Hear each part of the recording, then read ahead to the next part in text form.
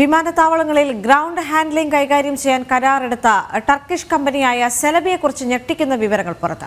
തുർക്കി president എർദോഗന്റെ മകൾ സുമയ്യയാണ് സെലബിയുടെ അർദ്ധ മുതലാളി.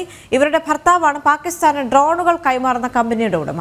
രാജ്യത്തെ 9 വിമാനത്താവളങ്ങളിലെ കാർഗോ ടെർമിനലുകളുടെ ഉടമസ്ഥതയിലും സുമയ്യയുടെ ഭർത്താവിന് പങ്കാളിത്തമുണ്ട് എന്ന വിവരങ്ങളാണ് പുറത്ത് വന്നിരിക്കുന്നത്. ഭാരതത്തിലെ പ്രമുഖ വിമാനത്താവളങ്ങളുടെ ഗ്രൗണ്ട് ഹാൻഡ്ലിംഗും കാർഗോയും കൈകാര്യം ചെയ്യുന്നത് സെലബിയാണ്. പഹൽഗാം ഭീകരാക്രമണത്തിന്റെ പശ്ചാത്തലത്തിൽ സെലബിക്കെതിരായ വികാരവും രാജ്യത്ത് ശക്തമാണ്. വിവരങ്ങളുമായി ഐസൻ ജോസ് ചേരുന്നുണ്ട്. ഐസൻ, കഴിഞ്ഞ ദിവസവും ഇതുമായി ബന്ധപ്പെട്ടുള്ള കൂടുതൽ വിവരങ്ങൾ ജനം TV പുറത്തുവിട്ടിരുന്നു. ഇപ്പോൾ കൂടുതൽ വിവരങ്ങൾ പുറത്തേക്ക് വരികയാണ്. ഈ റിപ്പോർട്ടുമായി ബന്ധപ്പെട്ടുള്ള വിശദാംശങ്ങൾ. ദേവിക, ഈ റിപ്പോർട്ടുമായി ബന്ധപ്പെട്ട് ഏറെ സുപ്രധാനമായ ഒരു വെളിപ്പെടുത്തലാണ് ഇപ്പോൾ പുറത്തു വന്നിരിക്കുന്നത്. അതായത് ഈ കമ്പനിയുടെ ഉടമ അല്ലെങ്കിൽ അതിന്റെ പാതി ഓഹരി ഉടമ ആയിരിക്കുന്നത് എർഡോഗന്റെ എർഡോഗന്റെ മകളുടേതാണ് എന്ന വിവരമാണ് ഇപ്പോൾ നമുക്ക് ലഭ്യമാകുന്നത്.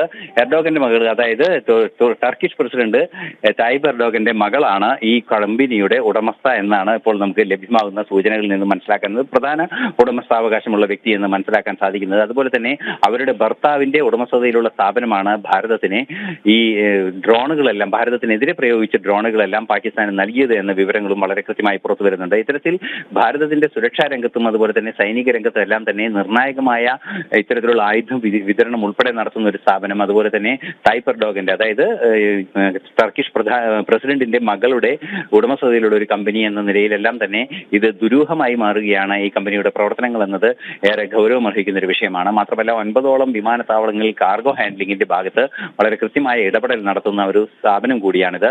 പ്രത്യേകിച്ചും എടുത്തു പറയേണ്ടത് VIP കാർഗോ ഹാൻഡ്ലിംഗും അതുപോലെ തന്നെ VIP ടെക്നിക്കൽ ഏരിയയിലെ മിലിറ്ററി സംവിധാനങ്ങളുടെ കൈകാര്യം ചെയ്യലും എല്ലാം തന്നെ ആ മേഖലകളിലും ഇവരുടെ കാർഗോ സേവനം പ്രയോജനപ്പെടുത്തുന്നുണ്ട്. അതുകൊണ്ട് തന്നെ അതീവ ഗൗരവമേറിയ സെൻസിറ്റീവായ പ്രദേശങ്ങളിൽ കൃത്യമായ ഇവരുടെ ഇടപെടൽ ഉണ്ടാകുന്നു എന്നതാണ് ഇപ്പോൾ പുറത്തു വരുന്ന വിവരം. ഇത് ഭാരതത്തിന്റെ രാജ്യസുരക്ഷയെ സംബന്ധിച്ചിടത്തോളം അതീവ ഗൗരവതരമായ ആഘാതങ്ങളിലേക്ക് നീങ്ങുമെന്ന ഒരു സൂചന തന്നെയാണ് ലഭ്യമാകുന്നത്. മറ്റൊരു സുപ്രധാന വിവരം വന്നത് ഈ ടർക്കിയിലെ ടർക്കിഷ് എയർവേസിന്റെ എല്ലാം തന്നെ പ്രധാനമായും അതിന്റെ ചുമതലകളിലുള്ള അതിന്റെ 90% ചുമതല നിർവഹിക്കുന്ന പൈലറ്റുമാരും അതുപോലെ തന്നെ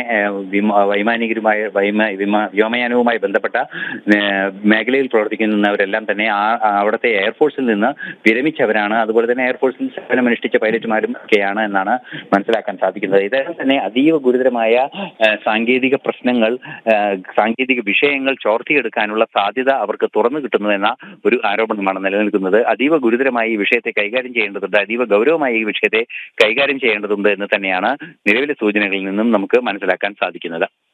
ശരി ഐസൻ, എന്തായാലും ഈ ആവശ്യം ശക്തമാവുന്നുണ്ടല്ലോ. കഴിഞ്ഞ ദിവസം ശിവസേനയും ഇത്തരത്തിൽ വലിയ രീതിയിൽ ഇതുമായി ബന്ധപ്പെട്ടുള്ള ആവശ്യങ്ങൾ മുന്നോട്ട് വച്ചിരുന്നു.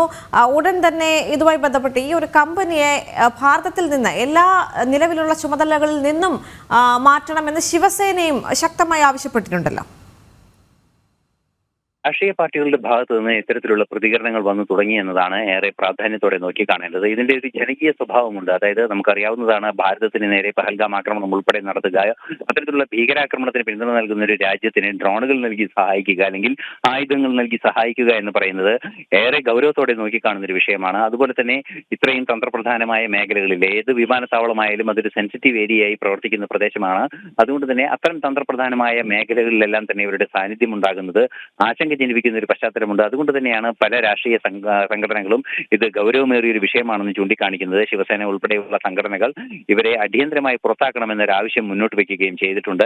നിലവിലെ സംവിധാനങ്ങൾ അനുസരിച്ച് രാജ്യസുരക്ഷയുമായി ബന്ധപ്പെട്ട വിഷയം ഇതിൽ ഉയർന്നു വരുന്ന ഒരു പശ്ചാത്തലമുണ്ടെങ്കിൽ തീർച്ചയായും ഇവരെ പുറത്താക്കാനുള്ള അധികാരം സർക്കാരിനുണ്ട്, അല്ലെങ്കിൽ ഇവരുടെ സേവനം അടിയന്തരമായി നിർത്തിവെപ്പിക്കാനുള്ള സംവിധാനം സർക്കാരിനുണ്ട്. അത് പ്രയോജനപ്പെടുത്തണമെന്നാണ് ശിവസേന ഉൾപ്പെടെയുള്ള എതിർപ്പ് പ്രകടിപ്പിക്കുന്ന രാഷ്ട്രീയ പാർട്ടികൾ മുന്നോട്ട് വയ്ക്കുന്ന ആവശ്യവും. ദേവിക. ശരി.